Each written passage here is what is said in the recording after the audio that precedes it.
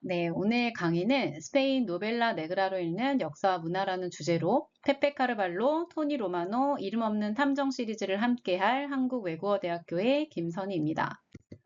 네, 먼저 노벨라 네그라를 한번 살펴보시겠는데요. 네, 노벨라 네그라는 20세기 중후반에 스페인에서 탄생한 추리범죄 소설 장르입니다.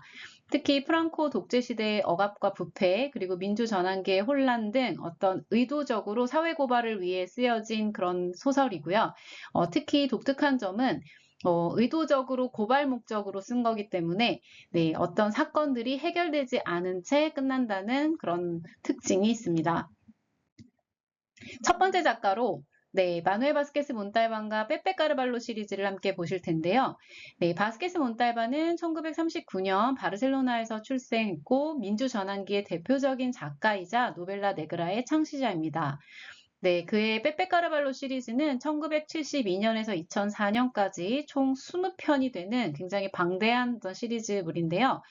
빼빼 까르발로는 독특한 탐정입니다. 굉장히 직접이면서 미식가이고 그리고 요리사 수준으로 요리를 잘하면서 집에 오면 늘 책을 한 권씩 태우는 이런 독특한 습관을 가지고 있습니다.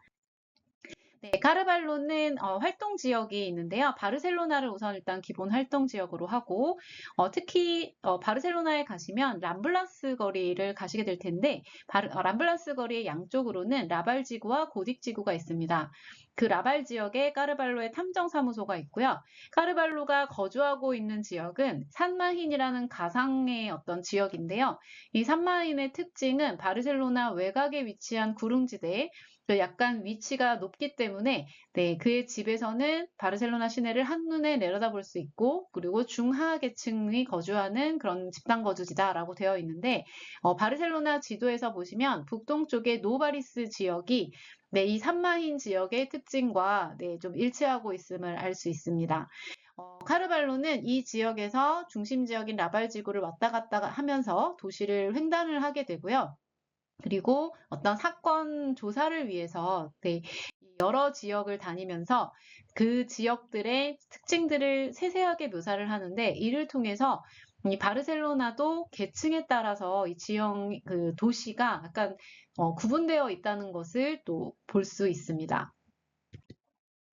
특히나 까르발로 시리즈는 정치적 혼란을 문학적으로 잘 재현했다라고 이제 평가받고 있는데요. 1979년에 남쪽 바다라고 하는 작품에서 네, 이런 점을 한번 살펴볼 수 있습니다. 당시는 1977년에 공산당이 합법화됐고 79년에 지방선거가 있었는데요. 이 작품에서는 1979년 바르셀로나 시의회 선거로 추정되는 네, 이런 그 선거전을 볼 수가 있습니다. 특히나 공산당에 투표합시다, 뭐 노동자의 당에 찍읍시다 또는 카탈루냐 사회당 모임이 있습니다. 뭐 사회당이 해결해드리겠습니다. 이 외에도 뭐 집권 여당의 깨끗한 팸플릿과 그다음 부르주아들의 어떤 자본주의를 네, 긍정하는 어떤 논리 선거전 이런 것들이 많이 나오게 되는데요. 이는 민주 전환기 때 바르셀로나가 하나의 어떤 독자적인 정치 노선을 가진 도시가 아니라 이렇게 다양한 정치 이데올로기들이 충돌하는 굉장히 혼란스러운 어떤 그 전환기를 보내는 그런 도시였다라는 점을 알 수 있습니다. 문화적인 면에서 보면 이제 카르발로의 독특한 네, 여러 이제 습관을 통해서 알 수 있는데 특히나 바르셀로나에 가시면 까사 레오폴도라는 식당이 있는데요. 이 식당은 바스케스 몬탈반의 단골집이기도 했고 네, 이 작품에서 까르발로도 되게 자주 가는 그 단골집입니다. 까르발로는 까사 레오폴드에 들르면 항상 베르무시라고 하는 와인을 시켜 먹는데요. 네, 이 작품 시리즈를 읽은 독자라면 바르셀로나에 가면 아마 까사 레오폴드에 들러서 네, 베르무스를 한번 맛보고 싶은 그런 문화적 어떤 호기심을 네, 또 주는 그런 텍스트라고 할 수 있습니다. 말씀드렸듯이 까르발로는 요리를 굉장히 잘하는데요. 특히나 집에 오면 자연스럽게 그 주방으로 들어가서 네, 요리를 시작을 합니다. 근데 요리의 어떤 이름을 말해주지는 않고 요리의 조리 과정을 네, 이 재료 손질부터 시작해서 이 요리하는 과정, 그리고 다 끝나고 무엇과 같이 먹어야 하는지, 그리고 이걸 먹을 때는 어떻게 해야 되는지라고 하는 어떤 요리의 어떤 식사 예절과 에티켓까지 네, 굉장히 상세하게 묘사를 하고 있는데요. 이 문신이라는 작품에서 이 수케트 데 페시는 그 카탈루냐의 어떤 카탈루냐 전통 음식으로 어떤 지중해 카탈루냐의 정체성을 상징하는 그런 음식입니다.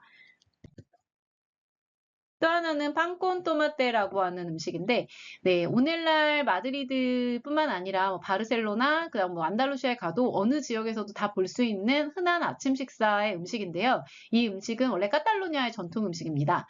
카르발로는 1974년에 이 문신이라는 작품에서 이 빵콘 토마테를 소개를 할 때 언어의 어떤 그 기원, 뿌리를 의미하는 코이네라는 이 그 단어를 얘기하면서 피자의 코이네가 바로 이 빵콘토마테다라고 하면서 빵콘토마테의 우수성을 얘기를 하는데요. 이런 것들은 당시에 이 문신이라는 작품을 썼을 때는 당시 프랑코 치하였고, 프랑코는 이 카탈루냐의 어떤 이런 문화적인 정체성을 굉장히 억압하는 그런 정부였거든요. 네, 그래서 이 소박한 재료로 문화의 정체성을 표현을 하면서 또 은연중에 우리의 그 카탈루냐의 문화가 우수하다라고 하는 것을 보여주는 어떤 문학적인 장치, 또 저항적인 표현이라고 볼 수 있습니다.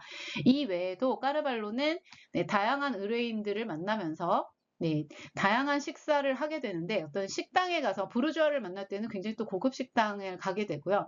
또 계층별로 음식을 어떤 음식을 먹는지 그리고 어떤 음식 에티켓을 가졌는지 네, 이런 것들을 또 살펴보는 것도 하나의 어떤 문화적인 포인트라고 볼 수 있습니다. 네, 마지막으로 카르발로는 책을 태우는 탐정인데요.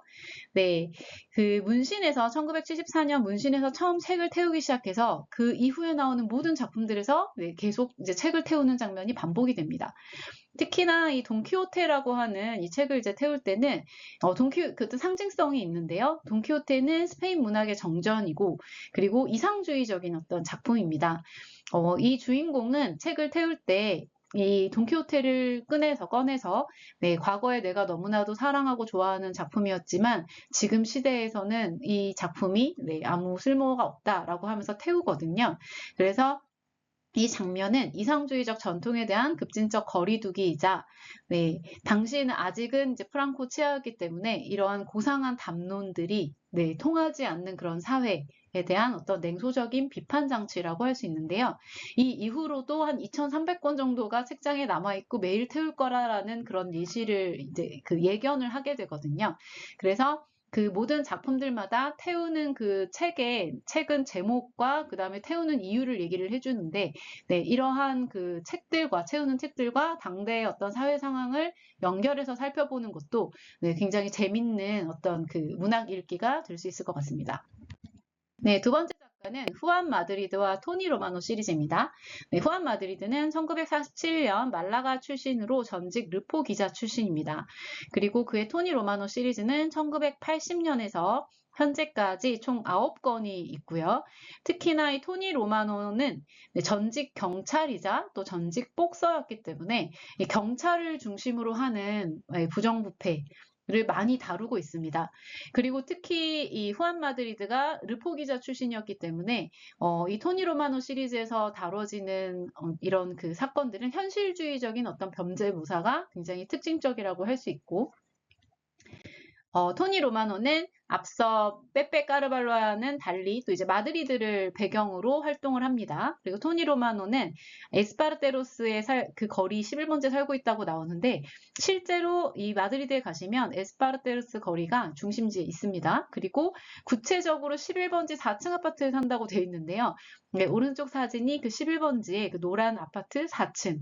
네, 여기가 이제 이 토니 로마노의 주소지입니다. 그래서 이렇게 토니 로마노 시리즈는 마드리드에 있는 그 장소들의 주소를 또 굉장히 상세하게 적으면서 실제로 그 좌표 삼아서 이제 마드리드를 가시게 될 경우에 살펴볼 수 있는 어떤 빵집, 베이커리라든지 커피숍, 그다음 바, 뭐 디스코텍 같은 것들이 상당수 마드리드에 존재하고 있기 때문에 네, 또 이 토니 로마노 시리즈의 독자라면 마드리드를 여행하면서 네, 이러한 익숙한 어떤 이 상호들을 보면 굉장히 또 반가운 네, 그런 그 경험을 하실 수가 있을 겁니다.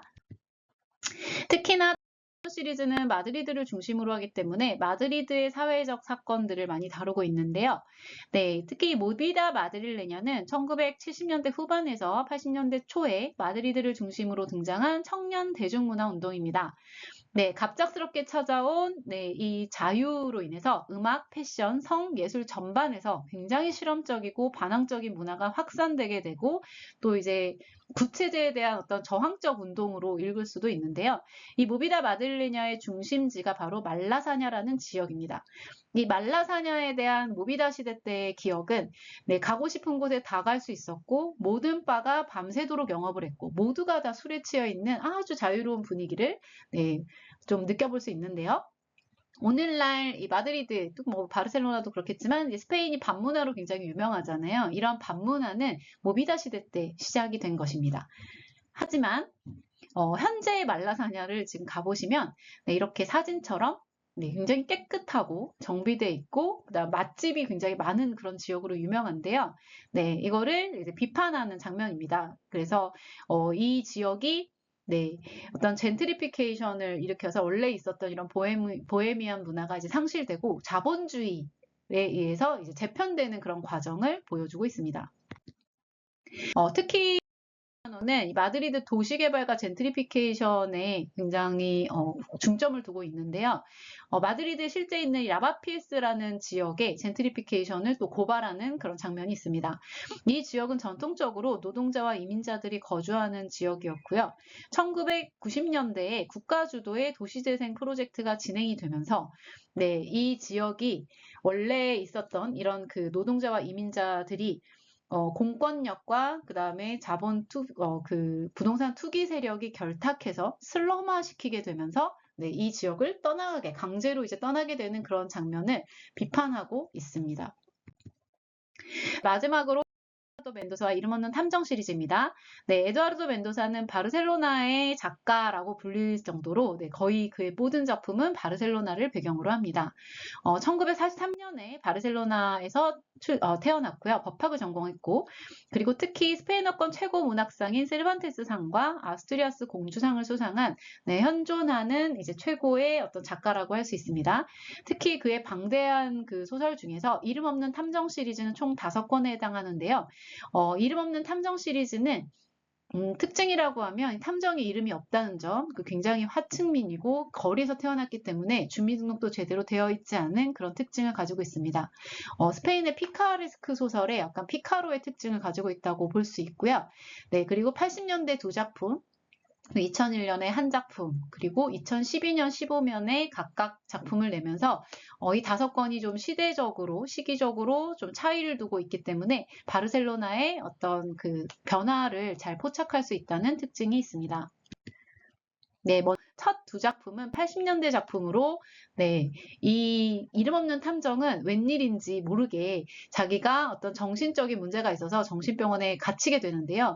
이 갇혔다가 5년 만에 사건 조사를 위해서 바르셀로나에 나왔다가 그 해결하고 또다시 그 정신병원으로 들어갔다가 이렇게 나오는 것을 반복하는 게 80년대 2작품입니다. 특히나 프랑코 시대 때 갇혀 있다가 프랑코 사망 후에 민족 혼란기 때 나와서 이때 당시에 포스트 프랑코 시대의 혼란과 시민의 일상 묘사를 이제 좀 볼 수 있는 부분을 가지고 왔는데요. 특히 82년에 올리브 열매 미로라고 하는 이 작품에서는 한 커플이 TV로 이제 시청이 되는, 새벽에 시청되는 어떤 축구 중계 방송을 보기 위해서 웃돈을 주고 레스토랑을 예약하는 이런 장면이 있는데, 이때 당시의 문화적 배경은, 스페인이 78년에 컬러 텔레비전이 본격적으로 생산이 됐지만, 80년대 초까지는 가진 자들이 많이 없었기 때문에 이 시기에 사람들은 동네 바나 식당에 모여서 함께 축구 경기를 시청하는 어떤 이런 대중문화가 형성이 되는데요. 이것은 오늘날 현재에서도 스페인에서 많이 볼 수 있는 그런 대중문화 중에 하나라고 할 수 있습니다. 그 다음 3번째 작품인 미용실의 모험은 2001년, 즉 21세기가 들어가는 초입에 나왔던 작품인데요. 이때는 드디어 이름 없는 탐정이 바르셀로나에 정착하는 그런 정착기를 보여줍니다. 바르셀로나의 카탈루냐 광장은 지금 사진에서처럼 굉장히 넓고 이제 깨끗한 그런 중심 광장이라고 할 수 있고요. 그 건너편에는 엘 코르테 잉글레스라고 하는 백화점이 있습니다. 이 백화점은 바르셀로나에서 가장 먼저 세워진 그런 백화점인데요.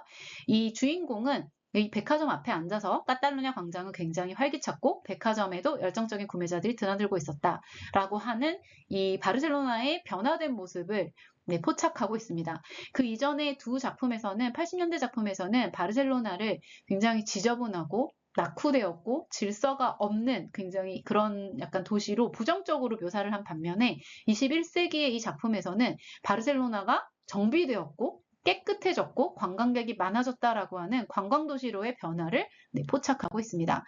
2012년에 나온 가방과 삶의 뒤엉킴은 당시에 또 스페인의 경제, 사회적인 어떤 현상을 잘 반영하고 있다고 볼 수 있는데요. 이 시기는 스페인의 IMF 시기라고 해서 많은 자영업자들이 폐업했고 그리고 실업자들이 많아졌던 그런 시대, 굉장히 힘든 그런 경제 위기 시대였습니다. 이 시기를 틈타고 중국인 이민이 굉장히 활발하게 이루어졌는데요. 특히나 이 바사르치노, 즉 중국 자파점은 오늘날 스페인 어디에서도 볼 수 있는, 전역에서도 볼 수 있는 흔한 그런 자파점인데 이 작품에서 주인공이 운영하는 미용실의 건너편에 이제 새로 들어와서 미용실은 파리만 날리는데 이 자파점은 온갖 싸구려 물건을 굉장히 많이 팔면서 화랑인 게 보여지거든요. 그리고 이 중국인 가족은 금방 돈을 벌어서 또 이제 식당을 오픈하고 이렇게 중국인 상권이 확장되는 과정을 잘 보여주고 있습니다. 이는 이제 중국인 어떤 그 글로벌 자본주의 흐름이 도시 경제를 재편화하고 또 중국인 상점이 바르셀로나의 새로운 일상 인프라로 기능하는 것을 잘 보여주고 있다고 할 수 있습니다. 마지막으로 2015년에 나온 사라진 모델의 비밀에서는 카탈루냐의 독립 열기를 잘 읽을 수 있는데요. 카탈루냐는 나중에 이제 2017년이 되면 기어코 독립 투표를 진행해서 이제 독립 발표까지 하게 되잖아요. 독립 선언까지 하게 되는데 이때 2015년에 나온 이 작품에서는 이 한참 독립의 열기가 무르익었을 때를 표현하고 있습니다. 이름 없는 탐정이 공원에서 만난 한 젊은이들과 이제 대화를 하는 장면인데요. 이 젊은이는 스페인 사람들이 카탈루냐산 포도주를 사지 않으면 라고 얘기를 하잖아요. 스페인과 카탈루냐는 사실 같은 나라인데 이미 약간 정체성을 좀 구분하고 있는 그런 모습을 자연스럽게 구분하고 있는 모습을 좀 보여줄 수 있고요. 그러니까 카탈루냐 독립주의자인 거죠. 그리고 또 한 명은 유로존에서 우리를 쫓아내면 카탈루냐는 부자도 가난뱅이도 없을 거예요. 사실 유로존 탈퇴는 굉장히 큰 리스크입니다. 그래서 다 같이 가난해질 수도 있는데 이거를 부자도 가난뱅이도 없을 거다 해서 굉장히 아주 극단적인 낙관주의로 해석을 하잖아요. 이런 모습을 카탈루냐의 독립을 유머와 약간 아이러니로 풍자를 함으로써 이러한 그 카탈루냐 독립이 이제 정치적인 담론이 아니라 일상적인 담론으로 들어와서 이렇게 농담까지 주고받을 수 있을 정도의 어떤 그런 이 사회적 이슈가 됐다는 것을 살펴볼 수 있습니다. 이렇게 앞에 이 세 시리즈를 통해서 스페인의 이제 민주화 시기를 거쳐서 현대에 이르기까지 스페인의 어떤 사회, 역사, 문화적인 모습을 잘 포착을 할 수 있는데요. 이러한 것들이 이제 노벨라 네그라가 가지고 있는 특히나 이렇게 장편 시리즈 같은 경우는 이런 점을 잘 포착할 수 있다는 게 하나의 어떤 흥미로운 지점이라고 볼 수 있습니다. 이렇게 오늘 강의를 들어주셔서 정말 감사드립니다.